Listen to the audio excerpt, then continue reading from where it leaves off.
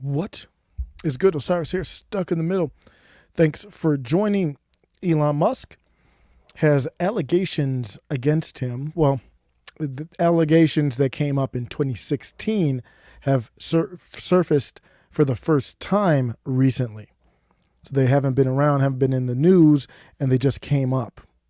So Elon Musk is in a position right now where he is having to defend himself. And I want to talk about these he said, she said situations. I stay out of them as far as commenting on what happened. Nobody knows what happened other than those who were there and involved. And what we have right now is a release from a friend of the person with the allegations. So now we even have hearsay. We cannot skip due process. So it's not, I don't condone it, attacking the accuser or the accused. We don't know what happened. And these situations pop up a lot. And if we skip due process, even the Subway shooter, Frank James, or the Buffalo shooter, they still have due process, even though we have more evidence to talk about them with conviction about what they did. They still deserve due process. Everyone deserves due process. Ketanji Brown Jackson, she was kind of ridiculed for defending the prisoners at Gitmo. And I said, not for me, she won't be. Maybe from the corporate Republicans like Lindsey Graham, but even those people labeled as terrorists in Gitmo or wherever they are, they deserve due process. That's why our country is unique. It's disturbing to me. It's disturbing to me that we wouldn't honor that. That has to be honored. If you don't know what's happening, I'll pull up something here so we can go through it. This is an article I'm going to pull up. Elon Musk. This is him from 2021. He said, if there's ever a scandal about me, please call it Elongate. And he knew at the time there would be a scandal at some point. If you are as prominent as he is, you're going to have a scandal against you. You're going to have some type of pushback, hate, scandal. And I'm not on the situation that happened, more the reaction to it. You're going to have that happen to you. Same thing happened with Brett Kavanaugh. I don't know what happened from way back in the day, the allegations that were made against him. But the thing is we as a country, we have to be able to be comfortable or uncomfortable. We have to be comfortable enough being uncomfortable because nobody knows what happened. And there's no criminal conviction. If you have a criminal conviction, then the court of laws has spoken, whether it's accurate or not. We don't have that here. A SpaceX flight attendant said Elon Musk exposed himself and propositioned her for sex, documents show. The company paid $250,000 for her silence. So she signed a non-disclosure agreement to not speak on that. So how is this coming out? Well, we'll get to that. So they founded that to settle the claim. It was settled in 2016. The incident was from 2016. Well, maybe it was from 2018. Sorry, I might have had that date wrong. I thought it was 2016. It was it looks like it was 2018.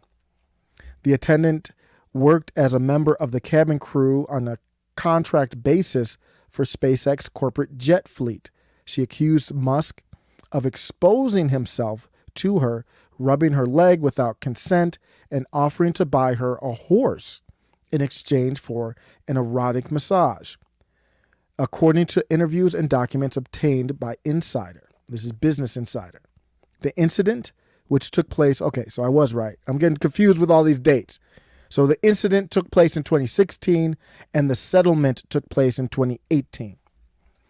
Is alleged in a declaration signed by a friend of the attendant and appeared and prepared in support of her claim. The details in the story are drawn from the declaration as well as other documents, including email correspondence and other records shared with Insider by the friend. So the attendant that this allegedly happened to, where Elon exposed himself to and made a proposition to, they're not saying anything. This is a friend who is saying something. And I want to reiterate again, I'm not saying that they are right or wrong. I'm saying I don't know, and I'm staying the hell out of that. According to the declaration, the attendant confided to the friend that after taking the flight attendant job, she was encouraged to get licensed as a masseuse so that she could give Musk massages. It was during one of those massages in a private cabin on Musk's Gulfstream G650ER. She told the friend that Musk propositioned her. What's up, B. Deering? Friend of show, stopping by on the Clips channel. Thank you, sir. Yeah, so that's what happened there. After Insider contacted Musk, they contacted Elon for comment, which is the right thing to do. He emailed to ask for more time to respond and said there is a lot more to this story. And that's a quote there. So I'm like, wow. This is B. Deering said nobody here. This is on the Clips channel. So there's not, this is on the secondary channel. So I'm surprised anyone's here. Get comfortable. It's just us talking about Elon Musk. It's not a laughing matter. But a lot more to this story is what he said. And that kind of made me think like, whoa, is it true? Or what are you saying there? So I'll give you a little bit about the tweet. Elon is bringing the heat, B. Deering, and that's why the heat is being brought to him in the public response realm. Because all this happened back in 2016, 2018. So it's not like this is like a recent thing. He said, if I were inclined to engage in sexual harassment, this is unlikely to be the first time in my entire 30-year career that it comes to light. He wrote, calling the story a politically motivated hit piece. So that's his side of the story. The part that is, for me, I understand what Elon Musk is doing, but if the person who made the accusations signed a non-disclosure agreement, I kind of feel uncomfortable with what is happening here without them, being able to, here's what I would say. If that were, God forbid that happened to me, that's not what we want. But I'm saying, like, if I were in Elon's shoes, I would say, okay, I'm going to have to defend myself. I'm lifting I don't know if he can or not, lifting the non-disclosure agreement so we all can talk. Because to me, it seems a little odd. I know he's under fire, so I don't blame him for defending himself. Don't get me wrong. I'm just saying she signed a non-disclosure agreement. She can't even defend. Now, she can't say her side of the story. So to me, if I were Elon, I'd be like, okay, let's just open it up. Let's go. That's just me. Because I don't want to be accused of, speaking out, and the person who made the accusations can't even say anything. So Elon Musk tweeted, and for the record, and Elon never responded to Business Insider, even though he said he was going to. And it's the same way why his Tesla company doesn't have a public relations team. Yeah, B. Dean, yep, it's just, yeah, we're here, that's cool. And that's why he doesn't have a public relations team. He doesn't have one because he knows whatever he says or does is going to be spun in whatever light the media outlets want. That is the whole reason why he went to buy Twitter, in my opinion. Everything he does is to make the human species multiplanetary. And he knew that there was going to be a fight against him from ESG and all these big asset management firms, and that includes the government is involved, the media is involved. Everyone's going to be fighting against him unless he bends the knee, unionizes, those type of things. Goes with the status quo, talks about wokeism, all that stuff. So he's like, I'm not doing that, and I need a medium to be able to combat combat it. That's what this was about for this exact scenario. Something like this comes out, he'll just tweet about it. I'm not going to respond to the outlet, even though they did the right thing by requesting response. Elon Musk went on to say, but I have a challenge to this liar. Now we're talking about the friend. So the person who made the accusations told a friend, and the friend's the one bringing this out. But I have a challenge to this liar who claims their friend saw me exposed. Describe just one thing, anything at all, scars, tattoos, that isn't known by the public. She won't be able to do so because it never happened. Pretty bold. I included it. Tara Bull says, where were these wild accusations against Elon Musk before he took a stand against the establishment?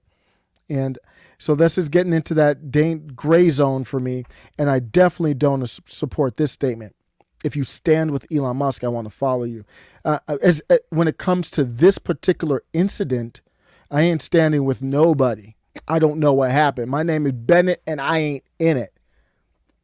But what I do find interesting, though, is the inconsistent outrage.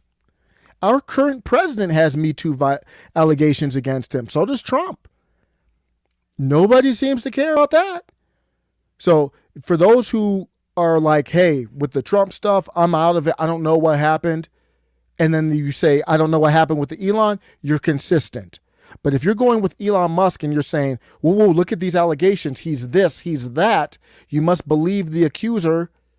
Then you got to do the same thing with Biden. If you did that with Brett Kavanaugh, you got to do it with Biden. Otherwise, and this is why I started with due process. Otherwise, you're just using news stories as a weapon. That's the danger here. And I think the takeaway from this, I'll read a little bit of this and then I'll get to the takeaway. So this person here on Twitter posted a timeline and said, hey, what happened was Business Insider reached out to Elon Musk. Then Elon Musk tweeted about, hey, you're going to hear some political attacks against me. So the Business Insider gave him a heads up. They're like, we're doing this piece on what happened on that airplane that day. Elon Musk is like, I'm not going to comment.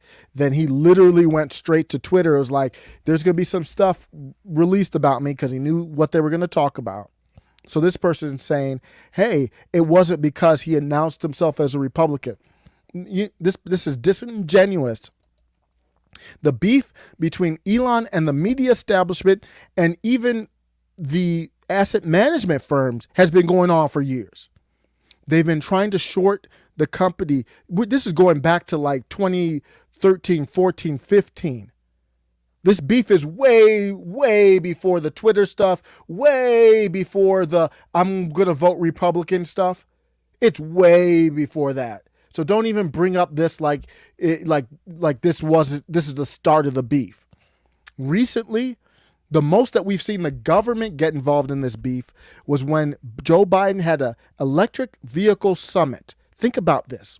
He had an electric vehicle summit to celebrate America's transition to electric vehicles. Forget if you agree with that or not. And they didn't invite Tesla, the number one American company, period. And they happen to be in EVs the best by far. Not even close in the world. It's not even close. I mean, it's not even like a little bit close. They're by far the best company. Weren't even invited. That was open warfare. That's what started this recent rise up to me. It wasn't Babylon B. It wasn't all that. When Elon saw that, he was like, he needs to go through those people to get clearance to launch shuttles. So he's like, wait a second. It's just blatant open warfare from the executive branch. He has to go through the executive branch to do anything with SpaceX. A lot of stuff with Tesla too. And NHTSA, the National Highway Traffic whatever Association. So I have no comment on the allegations, but some of the reaction to it is troubling. And to me, this feels like, obviously Elon Musk couldn't run for president. He was born in South Africa, but he's entered politics as the richest man in the world. We'll put that in quotes because we know there are people who are richer, who are more close to the money. But as far as the people that we count frequently, he's the richest man in the world. He's making all these moves, and he dares to be against the grain. He'll think freely. He'll leave California. Do you know when they left California how serious that is? To be that powerful of a company, California and New York represent what the cabal of Republicans and Democrats want our whole country to look like. I know that's scary, but that's the case. So when he moves out of California to go to Texas, that is a fifth generational Civil War-ish type move. It would be almost like Disney leaving Florida to go to a blue state. The number one company in our country. So he's almost like running for president. He has all this power and influence. Right now, the Sussman trial is going on. The reason I bring that up is really the essence of that is opposition research. That's what was done. Some dirty ass operation research that we know now is false from Hillary Clinton. Musk is putting himself out there. He's not running for president, but he's basically in that same limelight. This is just the beginning, y'all. Let me know what you think. Take care. Be Deering. Just a couple of us in the chat. Take care, man.